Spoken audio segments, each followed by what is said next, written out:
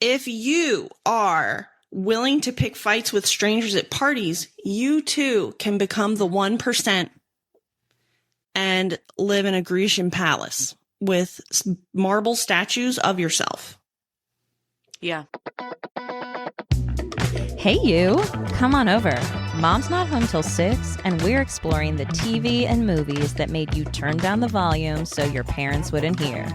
We're going to build our intimacy literacy and dig into all the weird messages we took from pop culture about sex, relationships, and ourselves. Because, let's be honest, this was all the sex ed we got. Today, I see in the distance, walking out of the mist with an unbuttoned peasant shirt, none other than relationship and sex therapist specializing in queer relationships, but really, come on, all relationships. Blair Somerville. I love when I get my air horn. That's how I know it's going to be a good day. Yeah. And I'm joined by one of the most accomplished women that I know, Veronica Dress. She's a sexuality educator, coach, and intimacy director for stage and screen.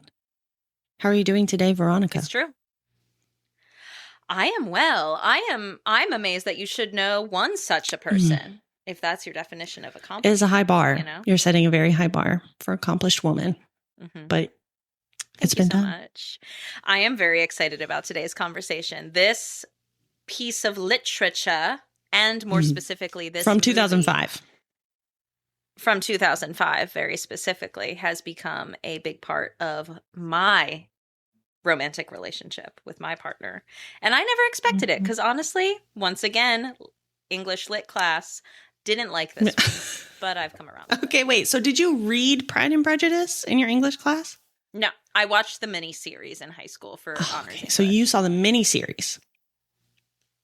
I saw the miniseries and I saw it over a weekend before the test because I didn't feel like reading it. This is making me sound like I never did my homework. I did my homework and okay. I did read a lot of the books required for high school, but I started reading it and was bored. And then I found out that the mini series, because it's longer, kind of goes scene by scene following along with the book and uses a lot of the dialogue. So I said, all right, that seems good enough for me. Okay. So that's my experience up until recent years with Pride and Prejudice, which it is deepened. I see. The breadth and the depth. So you watched the miniseries on your own because you found, I can just watch this instead of reading the book. They didn't show it to you in school. Correct. Okay, interesting. I was never assigned to read Pride and Prejudice. We did watch Pride and Prejudice 2005 in my high school class. Yes. Really? Instead of reading it. Because we read, what did we read? We read Jane Eyre. Jane Eyre, which is actually not by Jane Austen, but is a similar genre. That's by a Bronte. Yes, one of the Brontes. Correct. Okay. So if you, dear listener, are anywhere on the spectrum between watched the movie, watched the miniseries, toured, actually read the book, don't worry. We're going to give you a little quickie here so you can freshen up that memory before we dive in. All right, yeah, let's freshen it up because somehow Pride and Prejudice only increased its importance over the years, this particular 2005 movie. So Pride and Prejudice 2005 is a period romance film based on Jane Austen's book, which came out in 1813. Super old as hell. It apparently has some changes from the book. I didn't read the book, but Wikipedia noted that the family dynamics in the Bennet household were different. So maybe from the miniseries some of the changes. We'll get into that. During the late 18th century in England, Mr. and Mrs. Bennet and their daughters, Jane, Elizabeth, Mary, Kitty, and Lydia, live at Longbourn, their rural estate in Hertfordshire. Mrs. Bennet, eager to secure suitable marriages for her daughters, is delighted when wealthy bachelor Charles Bingley moves into nearby Netherfield Hall. At an assembly ball, Bingley, his sister Caroline, and his friend Mr. Darcy meet the local society. Bingley and Jane are immediately taken with each other, while Elizabeth instantly dislikes the snobbish Darcy and overhears his dismissive remarks about her. She throws that in his face immediately, and he is embarrassed. Later, visiting the Bingleys, Jane falls ill in a calculated move and must stay to recuperate. In her mother's calculated Yes, her move. mother's Mrs. very Bennet calculated is move. Mischievous. She's great. While Elizabeth is visiting Jane at Netherfield, she verbally spars with the snobby Caroline and the aloof Darcy. Jane recovers, and soon after, Mr. Bennet's cousin, Mr. Collins, a pompous clergyman, visits the Bennets. As the closest male relative, Collins is going to inherit Longbourn, so there's a lot of tension there. Everything. He'll get everything. Mr. Collins tells Mrs. Bennet that he intends to propose to Jane, but she says Jane is soon going to be engaged and suggests Elizabeth, whom Collins considers an agreeable alternative. The backup. The Bennet sisters also meet the handsome and charming soldier, George Wickham, whose father worked for the Darcy family. He wins Elizabeth's sympathy by telling her that Mr. Darcy denied him his rightful inheritance. Then at the Netherfield ball, Elizabeth dances with Darcy, though the encounter is strained. It's a little awkward. There's a lot of tension. It's exciting. The next day, Collins proposes to Elizabeth in a bizarre turn, and she firmly rejects him. And her mother is fucking pissed because she's like, please, God, secure our household. We're going to be made homeless. Right. But her dad is super supportive, and he really wants her to stay true to herself. Elizabeth is astonished when her close friend, Charlotte, is fearing spinsterhood. She's 27. She announces her engagement to Mr. Collins. The Bingley party also unexpectedly returns to London. Elizabeth urges Jane to visit their aunt and uncle, the Gardiners, who live in London, hoping she will reconnect with Bingley. Months later, Elizabeth visits Charlotte and Mr. Collins, who reside next to Lady Catherine's estate in Kent. Catherine de Bourgh. Elizabeth unexpectedly meets Darcy there, who it turns out is Lady Catherine's nephew and is visiting with his cousin, Colonel Fitzwilliam. Unaware that Jane is Elizabeth's sister, Fitzwilliam mentions that Darcy recently untangled Bingley from a bad match with an unsuitable family. Distraught, Elizabeth runs away. She's in a very dramatic, like, Greek, Roman, giant column structure. I don't even know what it's meant to be. Yeah. I have questions about, is that like an astronomy? I don't fucking, some kind of mausoleum? I don't fucking know. A pavilion? That's what I picture when people say the pavilion. Okay. Sure. She's out at the pavilion. Marble statues, giant fucking columns. It's raining. Mm-hmm. She's met there by Mr. Darcy, who, to her amazement, proposes marriage, declaring his passionate love despite her inferior rank and family and describing all the reasons he shouldn't be in love with her. She is offended. She is angry. She refuses him. She confronts him about separating Jane and Bingley. He says he believed Jane was indifferent to his friend, and he criticizes the other Bennets' occasional social impropriety because they did kind of make fools of themselves at the party. A little.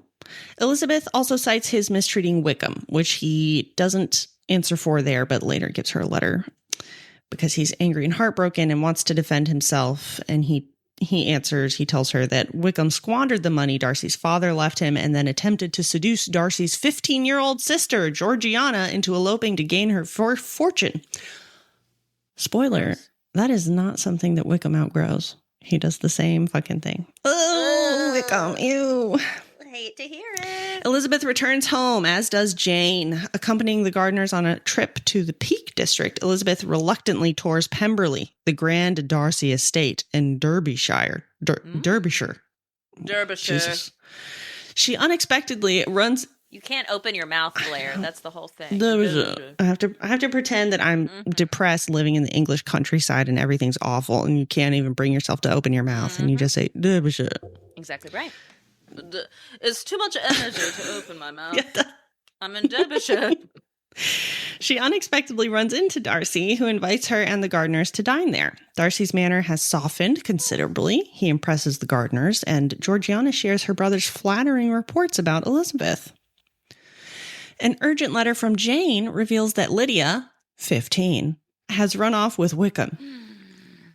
Darcy leaves abruptly, and Elizabeth returns home, certain that she'll never see Darcy again and feeling like a fool for how she has misjudged him. Her mother fears Lydia's disgrace will ruin her other daughter's chances of good marriages. After a tense waiting period, Mr. Gardner sends news. Lydia and Wickham are now married, and the newlyweds return to Longbourn. Lydia lets slip to Elizabeth that it was actually Darcy who found them and paid for their wedding, and he also purchased a military commission for Wickham so that they'd be more respectable.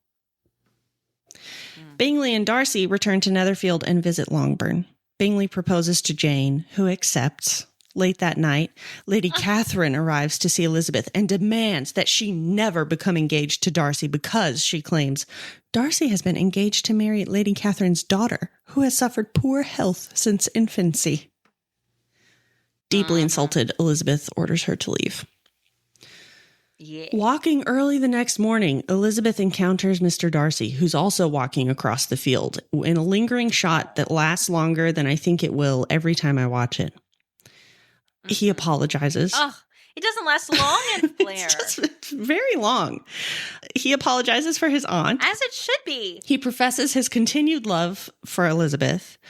And Elizabeth, her feelings radically altered, accepts his proposal. She tells her dad the truth of Darcy's actions, and Mr. Bennet gives Elizabeth his consent to marry and is overjoyed that she has found love. We get the final Mrs. Darcy, Mrs. Darcy, Mrs. Darcy scene, and the only kiss of the whole movie, and then that's the end of the movie. They're married. Happy. And that's all she wrote. She lives in obscene wealth. Do they not kiss in the field? They put their foreheads together and looked like they were going to kiss, but they didn't actually kiss, I don't think. But we don't get the satisfaction. No, they're very respectable, Veronica. They cannot kiss until they're married. Mm-hmm. What a time. Okay.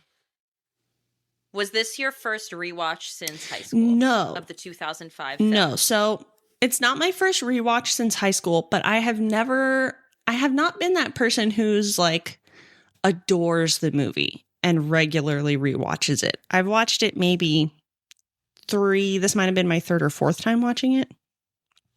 I never disliked it, but it has never been like my fave. What about you? Yeah. What do you think it is about Pride and Prejudice more broadly that has kept the romance, fantasy, and imagination of people since the year 18? That's what's really is amazing to me. I was thinking about that a lot because I thought about that. Wow, this movie, this story has been a thing since 1813 to 2026, and it still translates pretty well. Like, it's not like you're watching it and you're thinking, ooh, a lot of this is like, didn't age well. It feels super gross now. I guess because it is set in its time period, we're a little more forgiving of some of that stuff. Like, there's sexism and things, but they do call attention to it and point it out as sexist.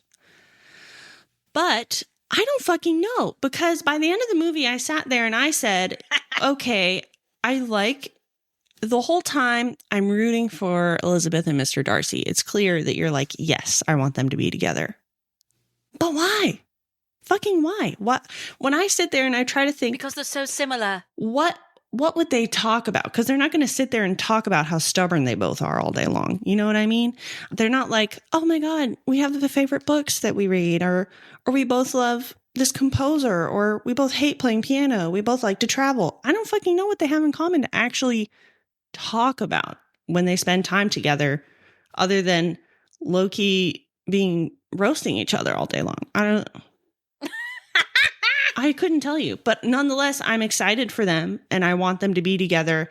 And they did a really amazing job with relatively little direct conversation between them, almost no physical contact or overt flirting, building a lot of tension that is palpable as a viewer.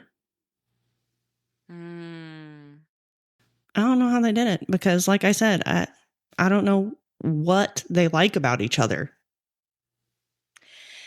It makes me think a lot about both this and the conversations we've been having in our Patreon slumber party for Bridgerton, because it's a similar, not the same exact era, but they're very similar. They're neighbor eras, that the expectation and standard for who you marry is so low that even having chemistry and desire and attraction at all to your potential partner is notable, it sounds like.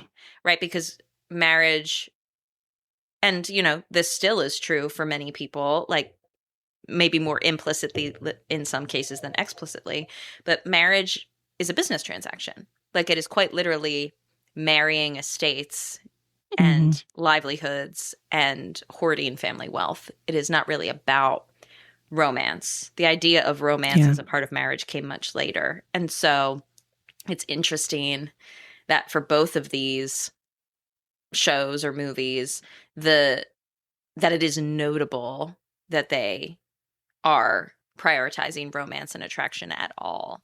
Yeah. True. We don't have the comparison of the Bennets with other families. I guess maybe Charlotte we do.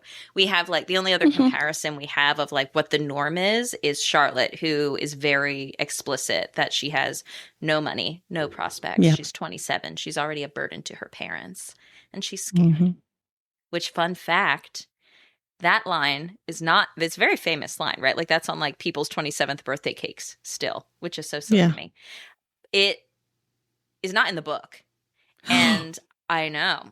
Oh my God. I only learned this recently, but I saw a thing on the interwebs of like fun facts about the 2005 movie, or like behind the scene things, that the director ended up meeting up with Emma Thompson because she had done Sense and Sensibility recently, or maybe like the year before. And since this is like a similar adaptation journey, he met with her because some of the scenes were feeling really stunted or just not working.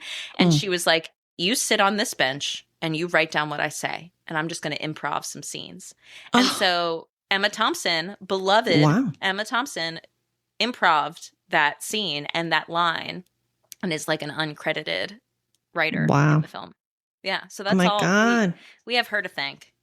Thank goodness. That just came off the dome for her? I know. Well, she's a goddess. She knows what she's doing. Wow. I know. Wow. But yeah, I'm interested to see what you think about this, because I also, relatedly, just watched Heated Rivalry for the first time. So good. You got to see it if you haven't seen it. Have you seen it, Veronica? First of all, yes, have you seen it? Okay. Have I seen it? Okay, good. Okay, but there's something so appealing to us about this line between like, I don't like you, but it turns out my passionate frustration with you was love all along. Why do we like that so much? Why is everyone like, yes? I don't know. Well, okay, my brain goes to several places. At the time that we're recording this, a lot of conversation is happening in the media in the, year of our Audra Lord 2026. There's a lot of conversation happening about CNN's recent reveal of this Rape Academy, right? That is like 62 million views or visits in the month of February, right? The pervasiveness of rape culture and how it relates to like how pervasive it is, right? And so it is hard for me to think about this trope, both in film but also in life, about bullying or mistreatment or hatred, hostility as misdirected expressions of love and desire. I think it is really complicated. I understand if the narrative that we get from Elizabeth is that they're so similar, which is true when she says it, right? That they're like, they are both really stubborn. They're both very loyal. They're both very kind of bullheaded, opinionated, care about their people. And it happens that in the situations they have found themselves in, that has put them at odds of one another. And perhaps if they had met in different circumstances, it wouldn't have been an enemies situation. Mm-hmm. I understand when we as people are annoyed by folks that are similar to us in ways that we maybe don't love about ourselves, right? Like the people who frustrate me most often have qualities that I am frustrated I possess. That I understand. However, the idea that the intensity of hostility can translate equally to be an intensity of love and passion is something that I don't know that it's a fun fantasy, I think. Yeah. Like it's a cool daydream, but I think it is rooted. I mean, I'm sure that there are much smarter people than I who have probably talked ad nauseum about this, but it makes me, I'm wary of it because it just makes me think of the bully on the playground being like, oh, he pulled your pigtails because he likes you. I literally thought of that exact kind of saying, and I thought it was so remarkable the way that this, and I suppose even heated rivalry to some extent, are able to accomplish, like, they create that tension and that disagreement and frustration with each other without necessarily crossing over into straight up bullying. There are plenty of like romance media shows, movies, whatever, that do go into the like totally toxic, like, I don't know, pickup artist negging kind of bullshit that is really, really awful. And I thought it was a little refreshing to see that type of dynamic that is still like, there's ultimately some degree of respect still between them. Mm-hmm. They don't go full into like pulling each other's pigtails or whatever. Mm-hmm. Yes. The closest we get to negging, I think, is the scene where she runs away to the solarium. I'm just going to make up words for whatever this like, make Grecian, it a solarium. Oh, I like that. This Grecian structure that they're outside of. They're like on the whatever. Their Grecian dome on the property that they're in. Yep. That he is proposing marriage while insulting her. Yeah. Like that I see. Yeah. And what feels true in this movie, in this book, is the wider I did not, when I first started reading this book in high school, I was predisposed to dislike it because I was told that I was supposed to like it. 100%. Like people tell me what to do, right? I have Absolutely. authority issues. Same. So that's from the jump. But also because it's supposed to be like, oh, Mr. Darcy. And I remember reading it and feeling the same way I felt about The Office season 1, where I was like, why are we not unionizing and getting Steve Carell fired? Like, I just could not I could not find the endearment. However, in watching the movie and the portrayal by this actor, is it Matthew McFadden, I think is his name? I might be making it up. Yes. He plays so clearly that Darcy is just an incredibly socially awkward man who has such social anxiety. He is nervous all the time. He says, like, I don't speak easily with people I don't know well. Like, it is really hard for me to be myself around people who are new. And it makes me think of Eloise and Bridgerton. This, like, it is not that he is a mean person or a bad person. It is that he is divergent from society's structure, which we see today for so many folks of many different identities and communities. But the structure of their life with the balls and the carriages and the order of very operations rigid. for courting was so rigid and very extrovert focused, or like reliant upon extroversion or wealth. And I think at this point, his wealth has been able to carry him to a certain extent and give him like a free pass to appear as an asshole, even though I don't think he is. I think he's just a really nervous guy who's can't use I think his words.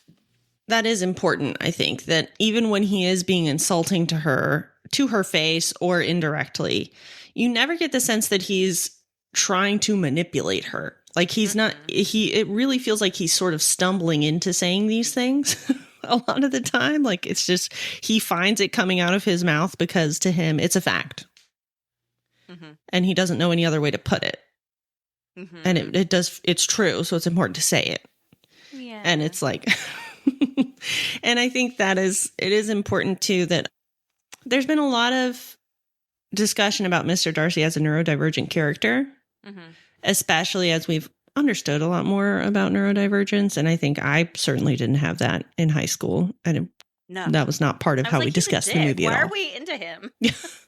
He's just so rude. I don't know why we care about this. And I feel like there's so many people who will portray this type of character as being a huge asshole and just saying, well, I just say it like it is. I'm just playing devil's advocate. I'm just asking questions. And it's like, no, you're fucking not. You're being an asshole and you know it. And you're trying to create a certain response in the person you're talking to. But it is very different for him because he's not trying to create any particular response. He's just saying his thoughts and what he observes to be true and trying to express his feelings in a very awkward and anxious way that is super endearing, I think. Yeah. I think it was in the right hands with this actor for sure. That I don't know that it was an intentional. I don't know this actor's work incredibly well. I don't know his cadence of speech in other things, but so I don't know if it was intentional that Darcy has a bit of a stutter in different moments, or if that actor just happens to have a stutter. But that endeared me to him when it appeared as well, when he says I love you and can barely get the words out, I think. Yeah. Yes, I think that they both play these characters in a way that is really endearing. And the things that I do take umbrage with for Darcy and I don't want to give him a free pass that like, oh, he didn't know he was being mean for all of it, because from they get to this ball, right? They get to this ball.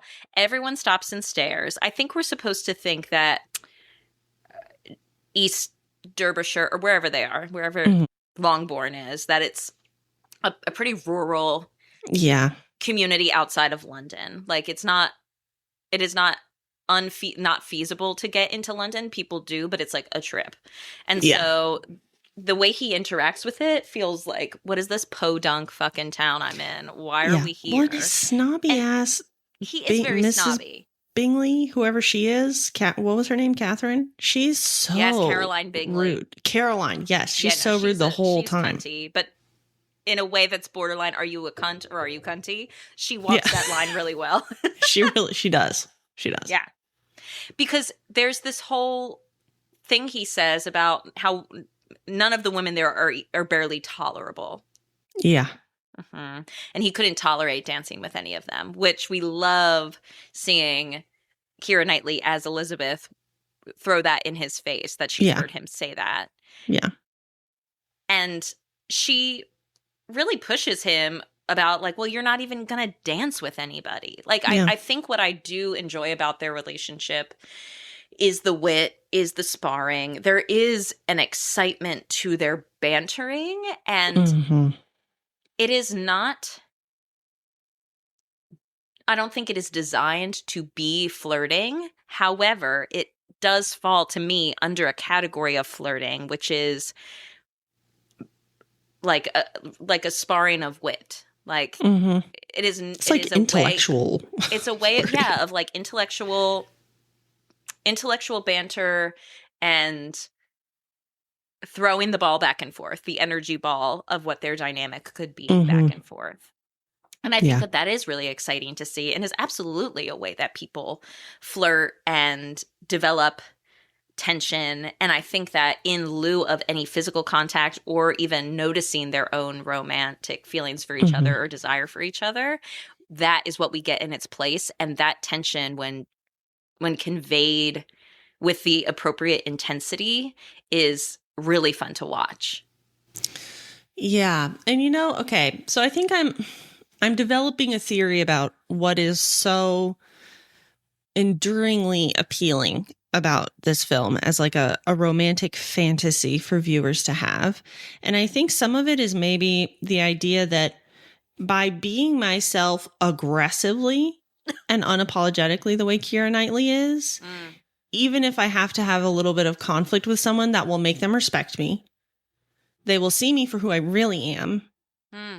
And they can't help but fall in love with me, even if they didn't like me at first, because I committed to staying true to who I am the whole time. And also, I'll get to live in obscene, fabulous wealth for the rest of my life. Right. That's your reward for your authenticity. Yeah. If only. God, I'd be so wealthy. Oh my God, I know.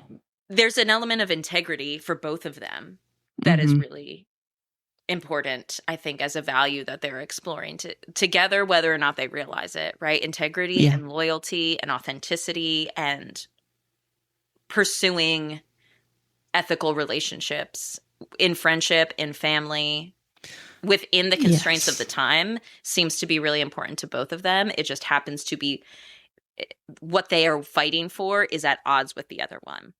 Yeah. Which, can we talk a little bit about Mr. and Mrs. Bennet? I would love to. Okay. I think when I was young and I watched this movie, I don't think I fully understood that she was their mom. I thought she was like their house servant or something, like their maid, their governess, she nanny has a figure. very, like, energy that you usually see portrayed like in nannies or governesses. Yeah. And what did you think of the relationship between Mr. and Mrs. Bennet and how they sort of view their children? They are very much in the trope of opposites attract, I think, that we see also in media a lot, which is like really charismatic, over the top wife and very quiet, introverted husband, I think.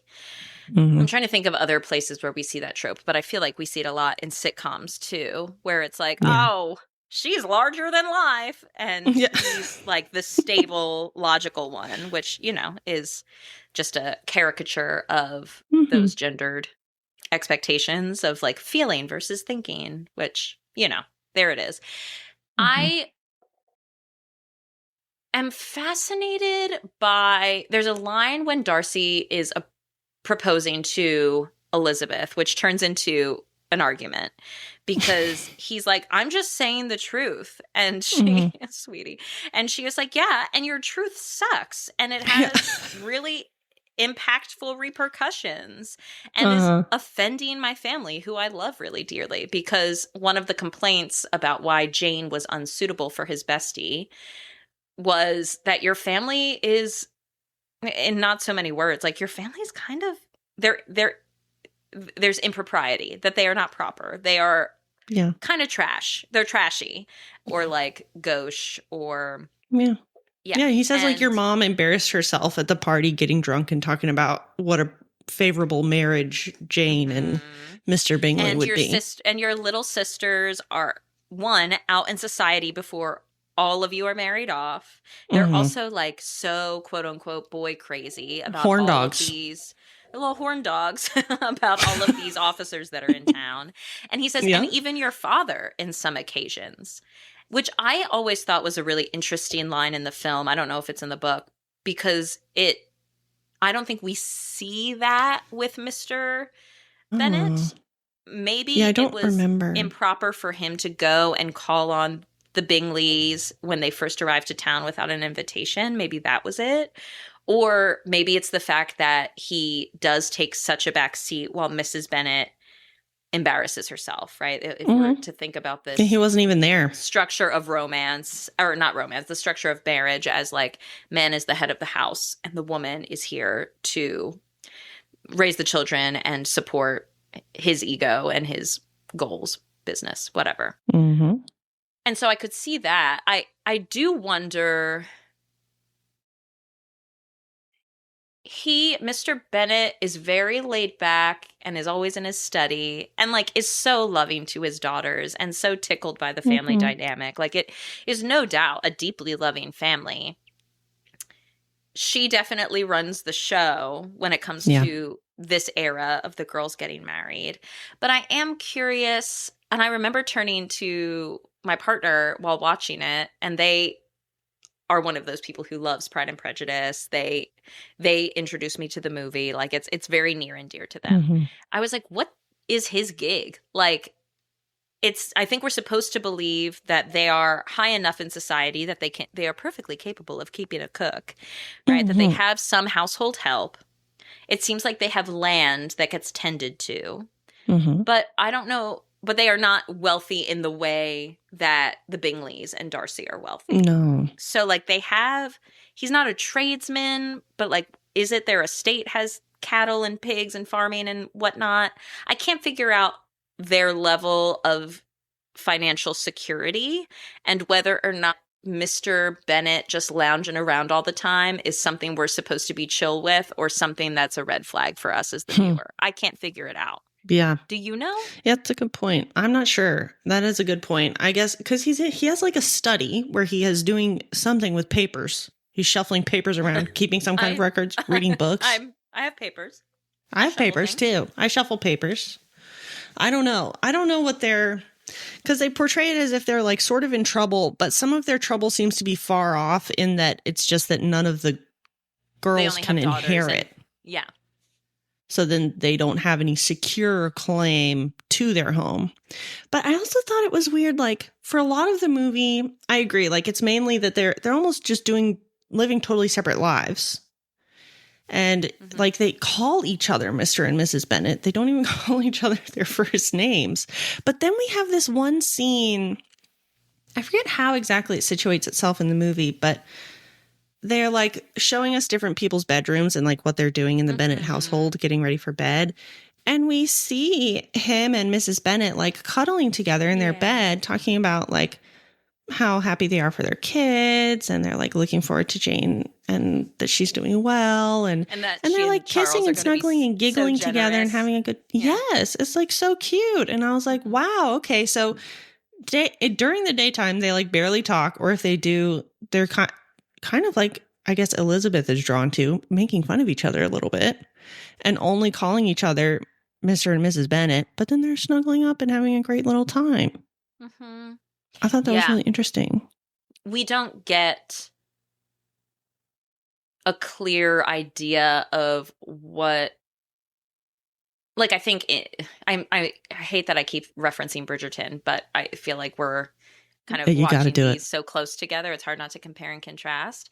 That we get a very clear message about Lady Bridgerton and her late husband, about how in love they were. And that is kind of the goal of marriage for all of the Bridgerton kids. Here, I think what I can say with certainty in the messages or the story we get about Mr. and Mrs. Bennet is that they deeply love each other. Like that, there's no question that they love each other.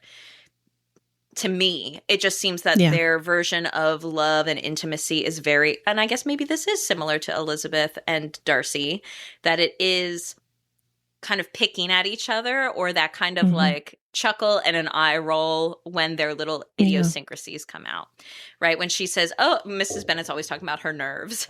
My nerves are fried. And she's so loud about how much anxiety she has and how it's hard for her to talk, even though that's all she does is talk. Yeah.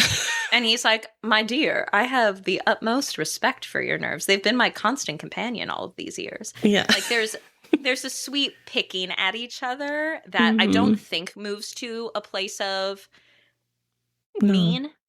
Yet again, like I don't think it moves to a place of mean, but it does feel as though either they were so far ahead of their time that he's like, she's her own woman. She's going to do what she's going to do. I'm here to vibe. Here we are. Yeah. Or just here to vibe. Or that their values are at odds and she's like it seems like she's hyper fixated on securing a future for her children and herself, because she's like, dude, you're going to die before me. What am I supposed to do? I don't want to be out on the street. And is like really not graceful or proper about her intense focus on this. And I guess another like a big difference between Bridgerton and Pride and Prejudice is that Pride and Prejudice ultimately is written more or less contemporaneously by Jane Austen. Like she's writing about the time period she's in, like criticizing and pointing out some of these social issues with how marriage goes and like how people treat each other in the different ways that relationships can look. And Bridgerton is a more modern fantasy projecting some current stuff onto this time period and using the time period to explore more modern ideas about relationships. Yeah, and we know that that Pride and Prejudice was written as satire, like satirically of the time that she was in. Whereas the lens of the people writing Bridgerton are modern lenses. Yeah. Yeah. I wonder a lot about the moment where so we have Darcy and Elizabeth who are sparring this whole time and think they hate each other. Yeah. Both are fiercely loyal to their besties / sister in Elizabeth's case, which is Jane, who is the, beautiful girl next door character. She's it's Rosamund Pike. She's blonde. She's sweet. She just giggles to herself. And Bingley is like a Regency era version of a golden retriever. He's just like a happy guy with the most floppy, poofy hair I've ever seen. Yeah. And they're both just cheesing around each other the whole time, but they both are so nervous about the other one's feelings that they have talked themselves out of the other person's interest. Yes. And a lot of the things that Darcy and Elizabeth argue about is like, he's like, I don't think your sister's really that into him. And I saw how into her he was, and I didn't want him to get hurt. And also your family's messy and kind of classless. And she's like, she barely tells me how she feels. Like, that's just, she's just shy. That's just how she is. And we are rooting for Darcy and Elizabeth so intensely, almost because of the outspoken and opinionated nature of the two of them, that they both are just like bulls in a china shop in their own way. Yeah. Compared to Bingley and Jane, who I think thrive more in society, that in the society they're living in, because of those kind of like sweet, docile, kind, cherubic qualities they have. But I don't know that I am really, not that I'm not rooting for them, but like I don't really care about them. Is that bad? I mean, it's an uncomplicated thing. They're both into each other, and they're both, doing a very sweet, innocent, uncomplicated courtship. They're going about it exactly how you're supposed to, in a pretty straight line, until Darcy intervenes. Yeah. So it's just not interesting. There's not a lot of dramatic tension there. True.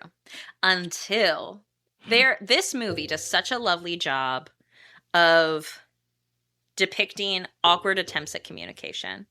Yeah. Where in several different scenes, we have both Darcy storming into Elizabeth when she's staying with Charlotte and Mr. Collins at Lady de Bourgh's estate. And we also have where Darcy and Bingley come together and go to finally propose to Jane, where they all walk in, and then, or it's practicing. All this idea of like, now what? I'm in the room, and now. But now what do I say? What do I say? And in both instances, it's like a 2-minute conversation where they're like, okay, bye, and then leave. And everyone's like, what the fuck was that? Like, what was this interaction? And we get to see this really sweet, like, it's so cute, the role play that Darcy and Bingley do out by the lake. That was adorable. After their first interaction. So like he's like, I'm going in, I'm going to propose to Jane. And then as soon as he gets in there, Mrs. Bennet won't stop talking, because that's how her anxiety shows up. And they're like, I didn't expect that to happen, so I just left. And then they're practicing for how he's going to go back in, and Darcy is playing Jane, which is so cute. Oh. Yeah. It's the sweetest thing. That was adorable. I like that. I love that it's a movie that is a shout out to the anxious lovers amongst us. Yeah. You know what? And maybe that's also part of what's so enduring about it, is all of us have felt so nervous. Like, even if I'm relatively certain of this person's response, I'm so nervous of what the fuck I'm going to say or how do you start that conversation? Or I find myself starting it and then sort of stumbling into saying the wrong thing. And now I don't know what to do. And I can't walk it back because I said it. Yeah. So, and it's a real testament to revisiting. You know, I remember being what I did read a part of this. I was like, they're just in a carriage the whole goddamn time visiting each other. I went here and we talked. I went there and we talked. We're always in a carriage. But what it does offer is an example of coming back to the conversation. Like they have their panic out at the lake where they role play how it's going to go. And then they go back and they ring the door a second time. And the same as the whole year that has passed between Darcy's solarium proposal and him walking in the mist. Yeah. The dramatic mist walk. Yeah. Right. That's an entire year that passes where he's like, if you still feel the same way, I will never bring this up again. But I want to talk about this. And he tries to talk to her. I mean, he goes to Lady de Bourgh's because he knows she's there and is trying. They keep trying to put themselves in situations, or at least he does really actively put himself in situations where they can be around each other and maybe try again. And I love the like radical commitment to trying again, not in a I won't take no for an answer kind of way, but in a I feel like we keep missing each other and neither of us is really understanding the other one, but it's not for like it's not because of who we really are. It's because of these circumstantial things that are in the way. Yeah. It's just because of anxiety. And okay, so related, we got to talk about the hand. Everybody loves the hand. We have to, there's two important hands in media. There's this hand and there's the Arthur hand. And they're both very, the like closed fist from Arthur, where it just zooms in on his fist. Yeah. They're both very emotive hand moments. Ugh, the physical storytelling. The physical storytelling. Tell the listeners about the Pride and Prejudice hand. The Pride and Prejudice hand. Elizabeth is leaving the estate with Jane, who's now recovered. She's fine from her illness. They're going home. They're climbing up into their carriage to leave. She's had all these awkward and like sort of hostile, but mostly like you said, sort of talking past each other moments with Mr. Darcy. And Caroline has been there being like Caroline's just being a total bitch the whole time. Like just trying to make Elizabeth look bad. Trying to just Did be you mean. Walk here? Yeah, I did walk here. Shall we take a turn about the room? What the fuck is that? Just walking around the room. Anyway. So we see all this stuff happening in the estate. It's time to leave. Bingley is like, he jumps forward to help Jane up into the carriage and like get a chance to hold her hand appropriately. And he's very bold about it. And they're both very cute and look and smile at each other. And then Elizabeth is climbing up. And at first it seems like she's like, doesn't need help, but sort of from downtown, out of nowhere, Mr. Darcy like gets her hand to help her up into the carriage. And she like looks a little shocked at him and then sits down. And we see him almost immediately turn and leave. And it zooms in on his hand and he like opens it really wide to stretch it. Like he's like, oh my God, I touched her. It's like a cat doing a toe bean stretch. Yes, he does a toe bean stretch. Right. And it's this incredible embodiment of all of the desire and anxiety and feelings. Tension. Yeah, like the tension is like literally being released through this little stretch. And it is so small and so fantastic. So cute. Oh, so cute. That is when I think the viewer, it becomes pretty clear pretty quickly that Mr. Darcy has feelings for Elizabeth, even though it's a little bit inexplicable why. She was like mean to him at the party and then he was in love with her. But this is when it's like, okay, yeah. I ship it. They've got to be together because that was too cute. He's so into her and they are willing and able to go back and forth with each other. I wonder about when he proposes to her originally, he says like, you've bewitched me body and soul. Right. Or maybe that's his second proposal. No, that's the first one. And basically he's like, I have been into you since I met you and I can't stop thinking about you. And it's very sweet to think about him being just like, oh, he was a dick because he was nervous and it all came out sideways. Mm-hmm. But it doesn't feel, when you look back at those scenes, it doesn't really feel true. Yeah. Like, what about her did you like? You had very few interactions. And that's also, what I'm like, saying. When you did see each other, you weren't very nice to each other. That's exactly what I'm saying. When we get to this proposal and he's saying, you've bewitched me, body and soul, we're all like, yes, oh my God, it's so romantic. I love it. But also he's so mean. Oh, the tension. Mm-hmm. But then when you watch the other scenes, like the first time they meet at the like town party, they're just sort of dicks to each other. Mm-hmm. The second time, or I guess they meet at the house when she goes to visit for Jane, it's like the second time they interact. And again, there's this tension. It's like a little more playful. What we do see that shows us that he is into her. When she has walked to see Jane through the mud, mm-hmm. she walks into the house and the butler announces them.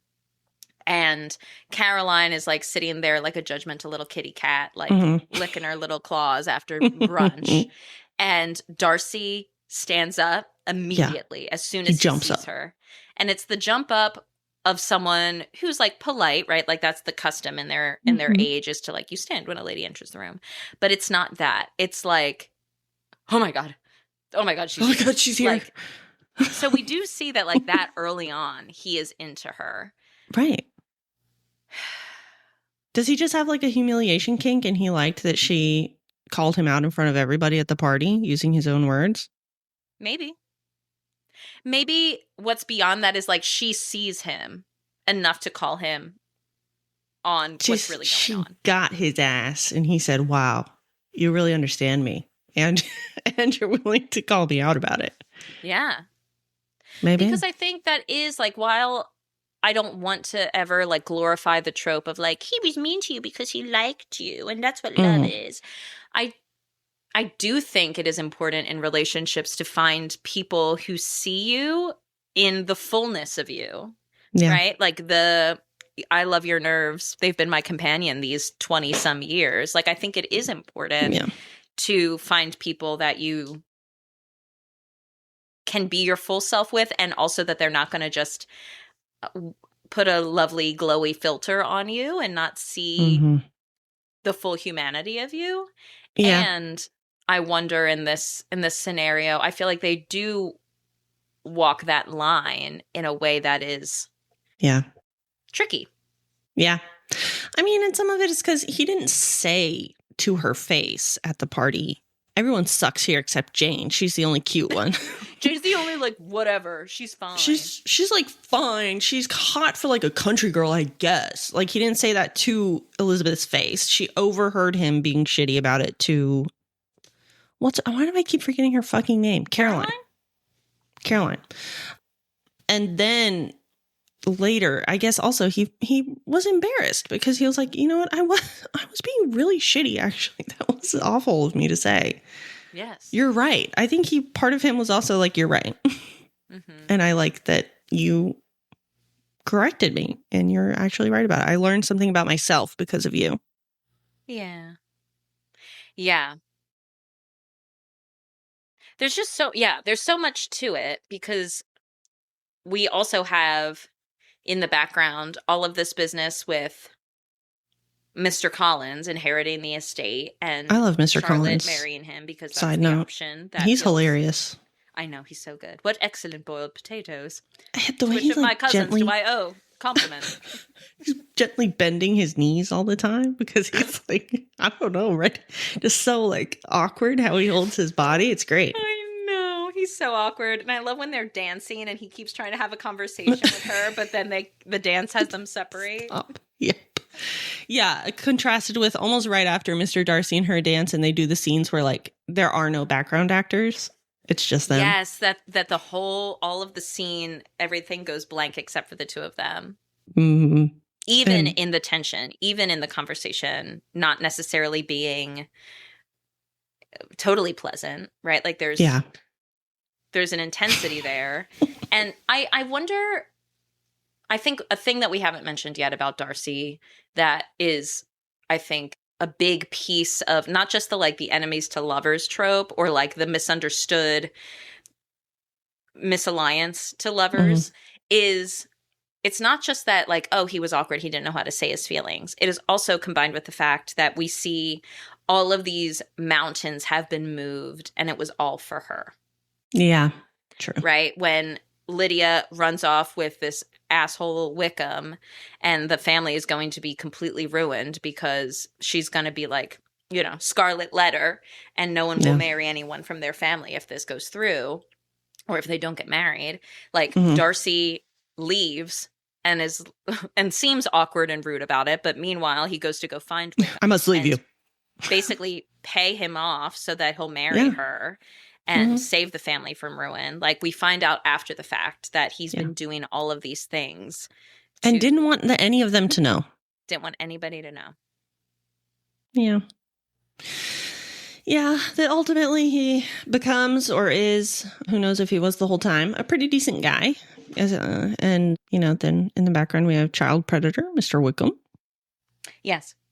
There's always this question. I remember once being very drunk with a friend and we got into a debate about if love was a feeling or an action. And the answer is that it's both, but we were drunk and 20. So that was our conversation. It can only be one.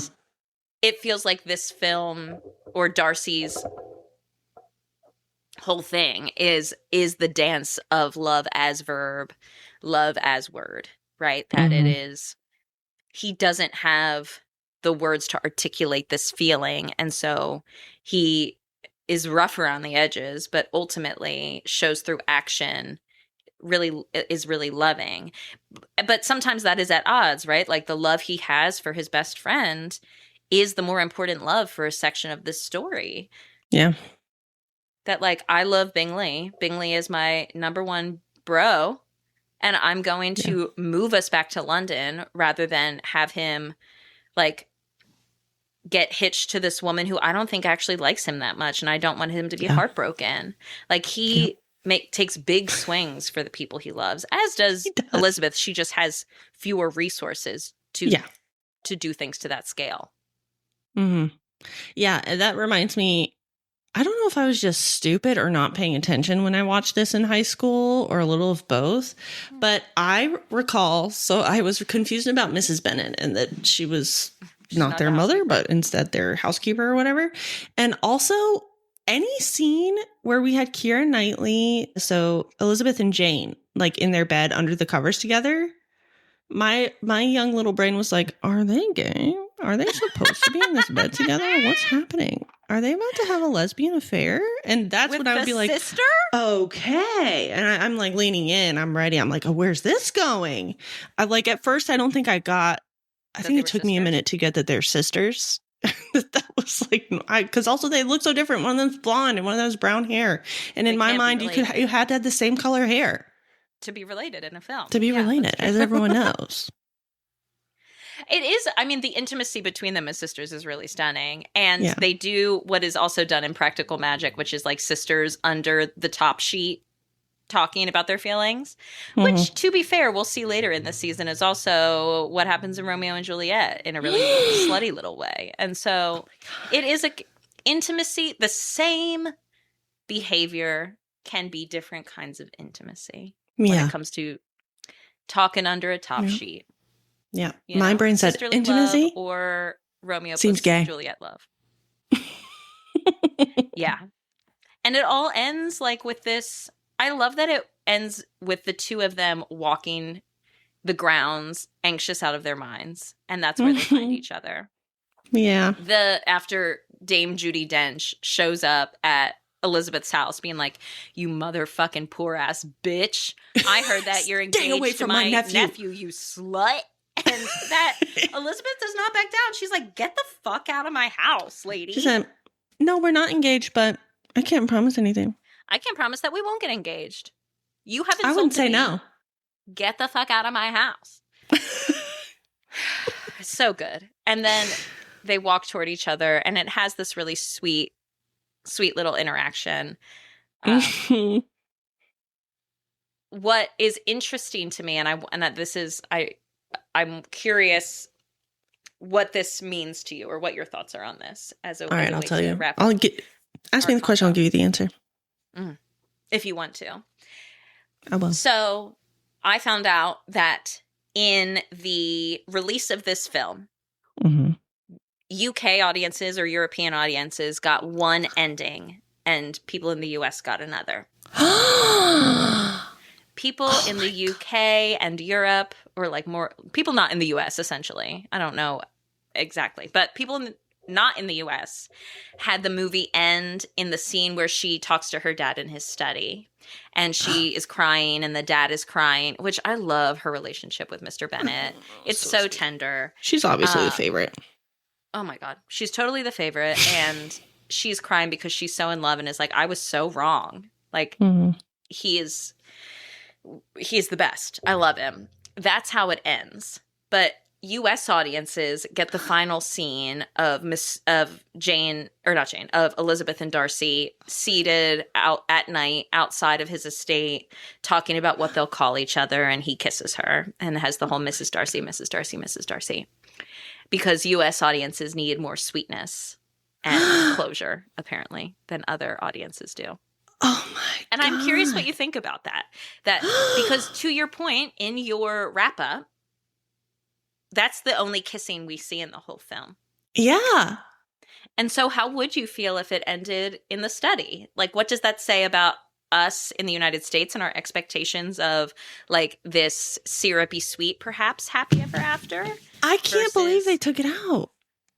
Or put it in. I don't even think it's that they took it out. They put it in at the end for U.S. audiences. Why didn't they want anyone else to have it? It's good. So you're the audience that they did it for. I mean, yeah, I guess I am. You know, I'm American. I'm not proud of it, but I am.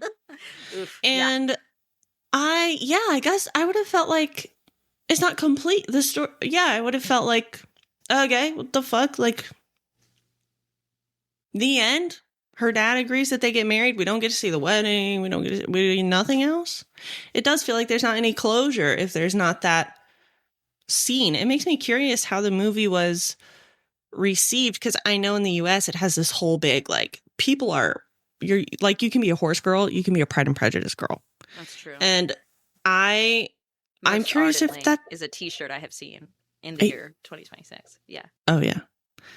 I wonder if that's a thing internationally, and if it's not, is it because I didn't get the Mrs. Darcy thing? Well, lovingly, I think Pride and Prejudice had some staying power before the year 2005 when this movie Well, yeah, I mean, made. it's good, but does it have, like... And it's also set in the UK, and so I imagine in the UK people are into it. No, I don't think so. I think they were deprived, and I don't think they can possibly love it the same way because they don't get it. Yeah. Okay. What do you think it means? Why would they put that in just for us and not let anyone else have it? Do you think other people are like, I got to get my hands on the US version of this DVD so I get the extra ending? What? I think there is something to be said for, in the United States, we have this... We have been given a lot of media that is... I mean, we talk about it at the end of our episodes, right? That's a happy ever after. We need closure. We need a bow. We need to know that everyone's okay at the end. And, I do need that. And while I agree, and there are movies that I'm like, no, that's too sad, I don't want to watch it. There is something to be said for our ability as a people to sit with discomfort and ambiguity and let a more realistic ending be good enough and be treasured, even though it is not kissing on the steps of the palace. No, I have enough anxiety and uncertainty in my life. I don't need media to give that to me. I mean, fine. I mean, I'll always take a sex scene. You know that. Well, yeah. Yeah, exactly. That's why we're watching Bridgerton. Exactly right. But yeah, I'm so stunned they don't have that. I am really interested how that changes how the movie specifically, not just Pride and Prejudice being a thing, but like Pride and Prejudice 2005 being a huge thing for people, how it impacts it, and if people are shocked when they find out. Well, we'll have to do it. We'll have to do some more research and follow up with our listenership. Listeners, phone in. email us, leave a comment, let us know what version did you see? Did you know that this was a little censoring, editing, regional difference? And is it better with or without it? Because now I don't know. Because on the one hand, it's a little cheesy. It does feel like a little over the top, but it is also ultimately very romantic. It's nice to see them be genuine and just straight up and tender with each other after so much tension and teasing and conflict. Yeah. You're right. I need to know. Let the people tell us. Send it in. Everybody Send it vote in. on it. Well, to that end, Blair, what messages would 2005 Blair be taking away from this film? And what healthy ever afters do you have for any characters? What are your wishes? My wish for 2005 Blair is taking away. What if Jane and Elizabeth weren't sisters? Is the main thing I'm taking away, apparently. Yeah, and always taking away queerness, and I love that for you.